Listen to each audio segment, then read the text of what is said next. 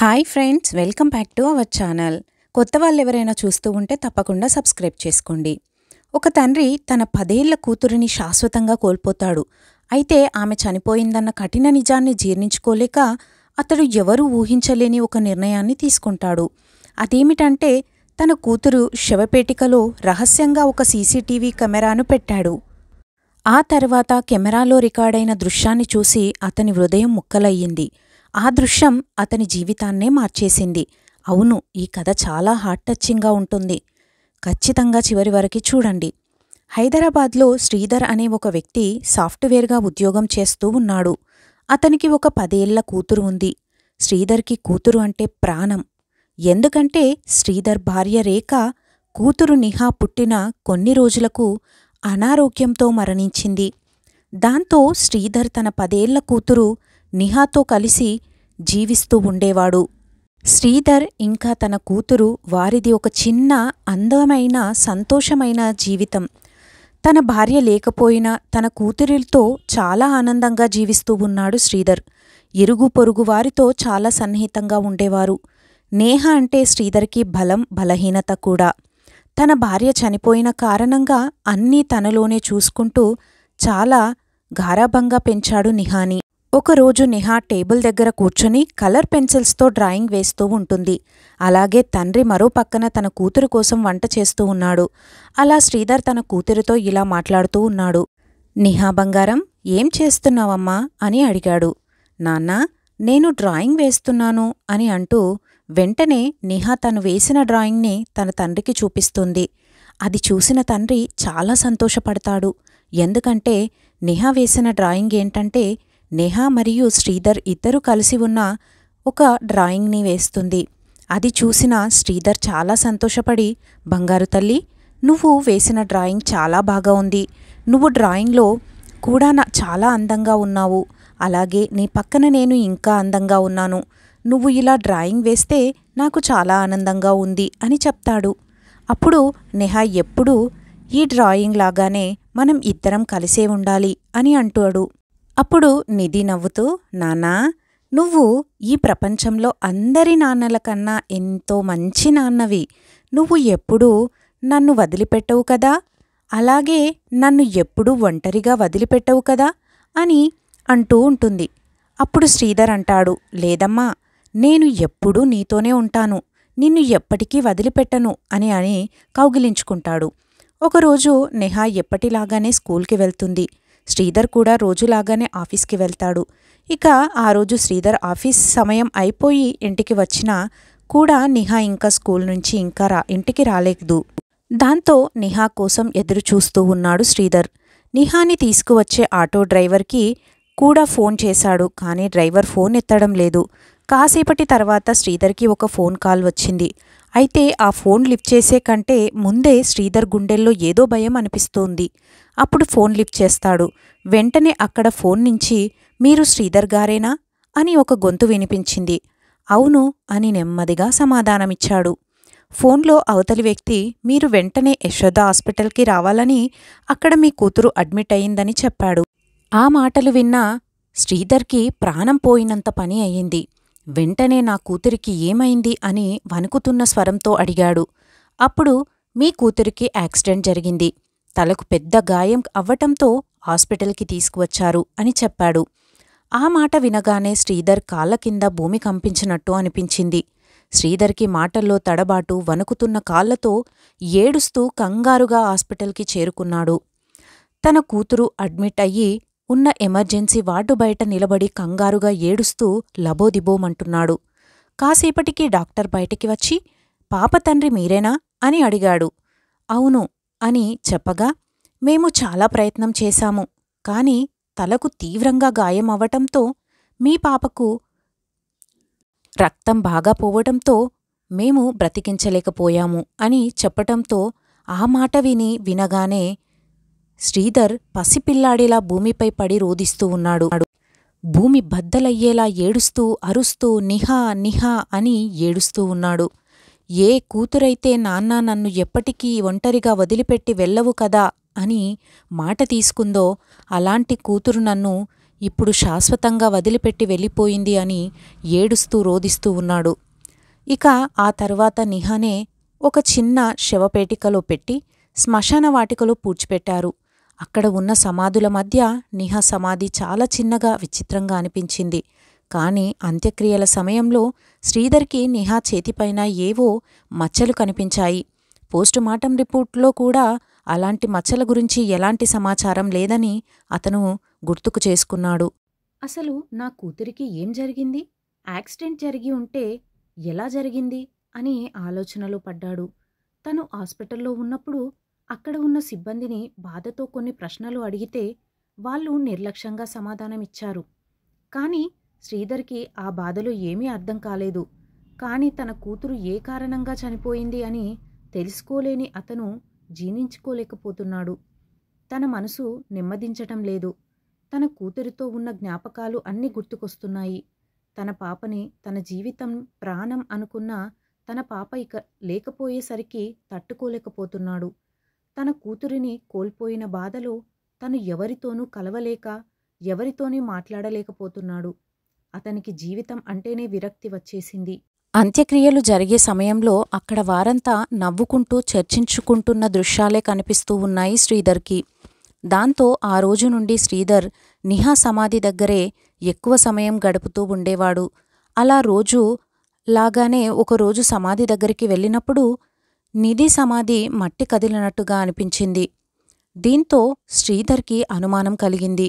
ఇక్కడ ఎవరైనా పిల్లలు వచ్చి ఆడారా? లేదంటే ఎవరైనా తొక్కారా? లేదంటే కుక్కలు ఏమైనా తవ్వాయా అని ఆలోచిస్తూ ఉంటాడు. అసలు మట్టంతా సమాధిపై నుండి ఎందుకు కదిలిందో తెలుసుకోవటానికి ఒకరోజు రాత్రంతా అక్కడే నిద్రించటానికి ప్రయత్నం చేస్తాడు. కాని శ్మశాన వాటికకు చెందిన వాచ్మెన్ అక్కడ ఉండటానికి నిరాకరించాడు. దాంతో అక్కడి నుండి వెళ్ళిపోతాడు. అయితే ఏం చేయాలి అని ఆలోచిస్తున్న శ్రీధర్కు ఒక ఆలోచన వస్తుంది. అదేంటంటే తన కూతురి సమాధి వద్ద ఒక సీసీటీవీ కెమెరాని పెట్టాలి అన్న ఆలోచన. అతని ఇంజనీరింగ్ తెలివితో ఆ ఆలోచన వస్తుంది. అప్పుడు మరుసటి రోజు వెళ్ళి తన కూతురు సమాధిలో సీసీ కెమెరాని అమరుస్తాడు. ఎందుకంటే తన కూతురు సమాధి దగ్గర ఎవరైనా వస్తున్నారా లేదా ఎందుకు మట్టి కదులుతుంది అని తెలుసుకోవటానికి ఆ రహస్య కెమెరాను పెడతాడు. నిహా ముందు రోజు తన తండ్రితో చెప్పిన మాటలు పదే పదే గుర్తుకు వస్తూ ఉంటాయి. అదేంటంటే, నాన్న, మీరు నన్ను ఎప్పటికీ వదిలిపెట్టరు కదా, మీరు నాతోనే ఉంటారు కదా అనే మాటలు. దాంతో తన కూతురిని వీడలేక రోజు పగలు రాత్రి ఆ ల్యాప్టాప్లో తన సీసీటీవీ ఫుటేజ్ను చూస్తూ ఉండేవాడు.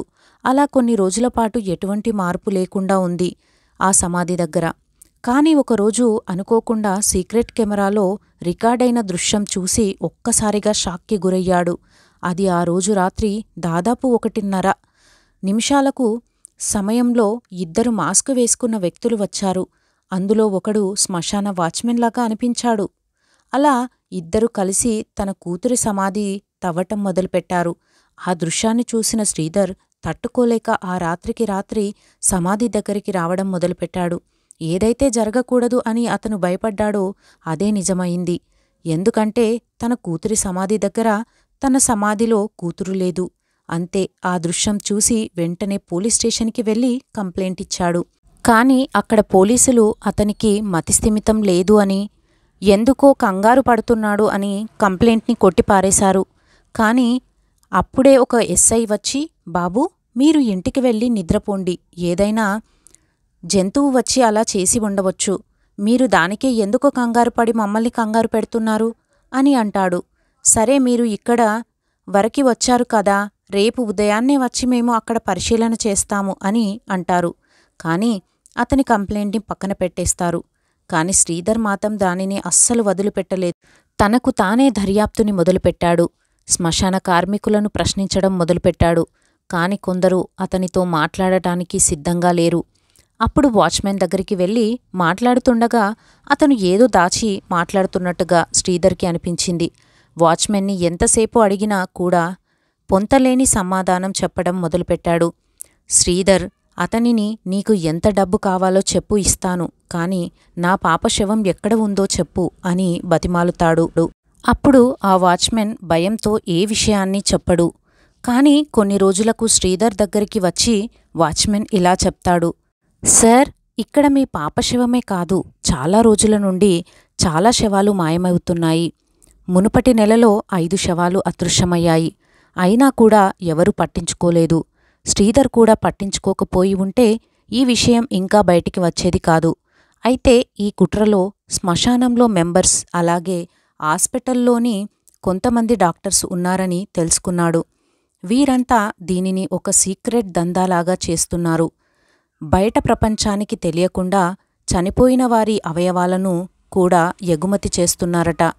నిహా శరీరం అవయవాలను కూడా ఎవరికీ తెలియకుండా ఎవరికో అమ్మేసి ఉంటారని, ఇదంతా ఒక పెద్ద మాఫియా స్కామ్ అని ఆ వాచ్మెన్ శ్రీధర్కి చెప్తాడు. హాస్పిటల్ మెడికల్ ల్యాబ్స్కి మృతదేహాలను తవ్వి అమ్ముకుంటూ ఉంటారు. ఆ శరీరాలను మలేషియా, చైనా, యుఏఈకి ఎగుమతి చేస్తూ ఉంటారు. కొన్ని ల్యాబ్స్లలో అనధికారికంగా మెడికల్ టెస్ట్ల కోసం ఉపయోగిస్తూ ఉంటారు. అసలు ఆ శరీరాలు ఎక్కడికి పోయాయో ఎవరూ చెప్పలేని పరిస్థితిగా మారిపోయింది. అయితే శ్రీధర్ ఇచ్చిన కొన్ని సీసీటీవీ ఫుటేజ్ ఆధారాలు, అలాగే వాచ్మెన్ చెప్పిన కొన్ని మాటలు, అలాగే కొన్ని ల్యాబ్ వివరాలు, ఇంకా అనుమానాస్పద వ్యక్తుల పేర్లు ఉన్నాయి. వీటన్నిటినీ సీక్రెట్గా సేకరించిన శ్రీధర్ డైరెక్ట్గా కమిషనర్ ఆఫ్ పోలీస్ దగ్గరికి తీసుకువెళ్లి చూపిస్తాడు.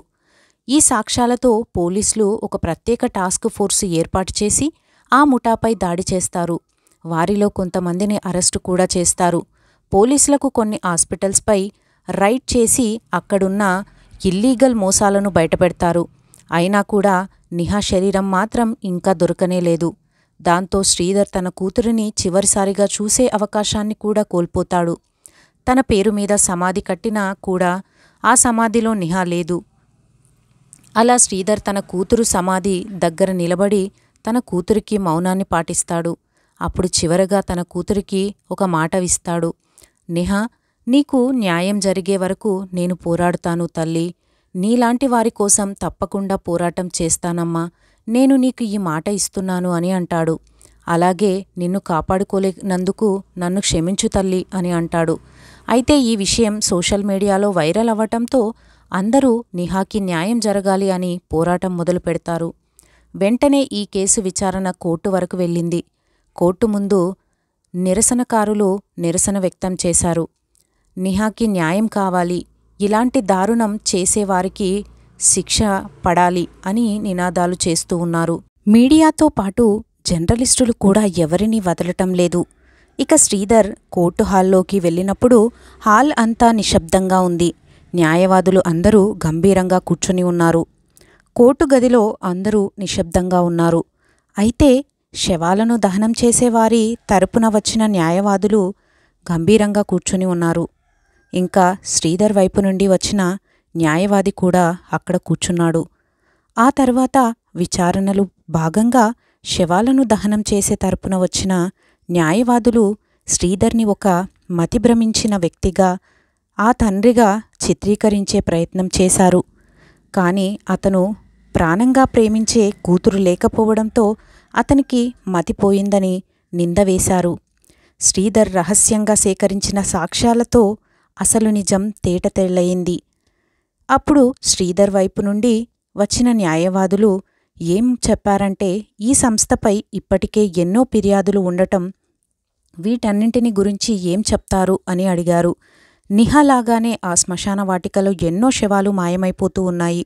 ఇప్పటికే వీరిపైన ఎన్నో ఫిర్యాదులు ఉన్నా కూడా వీరిని ఎవరూ పట్టించుకోవడం లేదు. వాటికి సంబంధించిన రికార్డులన్నింటినీ కూడా ఆ న్యాయమూర్తి కోర్టులో సబ్మిట్ చేసిన వెంటనే ఆ శ్మశాన వాటిక వాచ్మెన్ ధైర్యం చేసుకుని బోనులోకి వచ్చి, అవును సార్, ఈ శ్మశాన వాటికలో శవాల పట్ల చాలా దారుణంగా ప్రవర్తిస్తారు. అలాగే శవాలను అక్రమంగా ఇక్కడి నుండి తీసుకొని వెళ్తారు. ఆ శవాలను విదేశాలకు ఎగుమతి చేస్తారు. మరియు కొన్ని రకాల మెడికల్ కాలేజీలకు, ఇంకా కొన్ని రకాల ల్యాబ్లలో టెస్టుల కోసము అమ్ముకొని పంపిస్తారు అని చెప్తాడు. ఇలా కొన్ని సంవత్సరాల నుండి జరుగుతుందని అతను చెప్పాడు. అయితే ఈ దందాకు అడ్డు చెప్పిన వారిని చంపేస్తారు అని అంటాడు. చివరికి సాక్ష్యాలన్నింటినీ పరిగణించిన కోర్టు ఈ దందా చేసే వారికి శిక్షను విధించింది. శ్రీధర్ తన కూతురితో పాటు ఇలా మాయమైన శవాల వారి అందరికీ న్యాయం జరిగిందని శ్రీధర్ ఊపిరి పీల్చుకున్నాడు. కానీ అతనికి ఇది పూర్తిగా తృప్తిని ఇవ్వలేదు. ఎందుకంటే తనకు దూరమైన తన కూతురు తన దగ్గరికి తిరిగి రాలేదు కదా. ఇక చివరిగా శ్రీధర్ నిహా సమాధి దగ్గరికి వెళ్ళి మోకాళ్లపై కూర్చొని గుండెలు పగిలేలా రోదిస్తూ ఉంటాడు. ఆ తర్వాత తన కూతురితో ఇలా అంటాడు, నిహా, నీకు న్యాయం జరిగినా కూడా నిన్ను నేను చివరిసారిగా కూడా చూసుకోలేకపోయాను తల్లి. అలాగే నీ శరీరాన్ని కాపాడుకోలేకపోయినందుకు నన్ను క్షమించు తల్లి అని ఏడుస్తూ తన నుదిటిని నెహా సమాధిపై పెట్టి క్షమాపణ అడుగుతాడు. ఆ తర్వాత శ్రీధర్ నెహా పేరుతో నెహా ఫౌండేషన్ని ప్రారంభిస్తాడు. ఈ ఫౌండేషన్ ప్రమాదవశాత్తు చనిపోయిన వారి యొక్క సంరక్షణ కోసం పనిచేస్తూ ఉంటుంది. ఇలా తన కూతురి ఆత్మకు శాంతి కలిగేలా చేస్తాడు శ్రీధర్. Thank you friends. ఈ స్టోరీ కనుక మీకు నచ్చినట్లయితే తప్పకుండా సబ్స్క్రైబ్ చేసుకోండి. అలాగే లైక్ చేయండి. మీ అభిప్రాయాన్ని కామెంట్ చేయండి. Thank you for watching.